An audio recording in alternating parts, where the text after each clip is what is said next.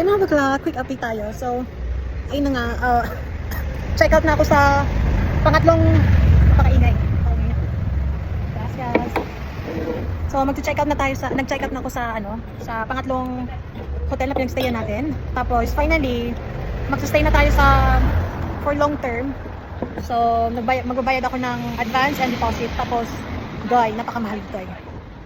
Kung sa Madrid ay 500 ang kailangan mo, 300 to 500, dito die 700. Pero napakaganda naman. Bilang peg na die.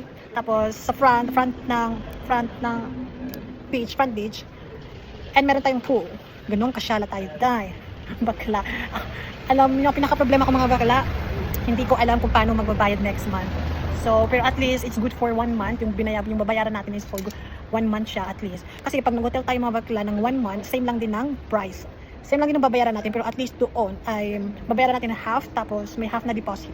So yung deposit time, makukuha natin yun pag gusto natin umalis sa lugar na yun o kung gusto nilang i-terminate yung place. But first, we have to read the contract, terms and conditions, everything about sa deposit, and also mag-take tayo ng video so that in case hindi nila kunin yung 700 euro guide kasi napakalaki nun. So pwede natin yung kunin pag umalis na tayo sa lugar na yun. But importante mapag-stay tayo for 1 month and yun, mag-collect tayo ng pera at least, pero meron naman magbabayad monthly sa natin. So kwentuhan tayo, meron tayong the reason bakit ako nag-stay dito sa Torrevieja and hindi sa Madrid or Alicante or Barcelona kasi meron tayong asukal di papa.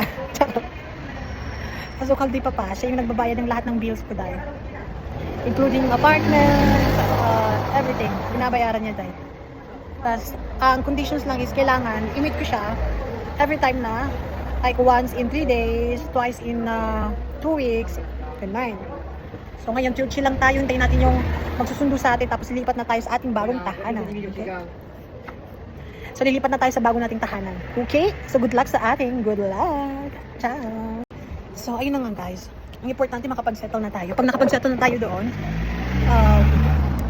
ayun, trabaho na lang. Focus tayo sa ating karera, gano'n. And hoping na mabayaran tayo ng maayos. Natatakot lang ako kasi baka dumating si Ivan. Baka madanan niya tayo dito.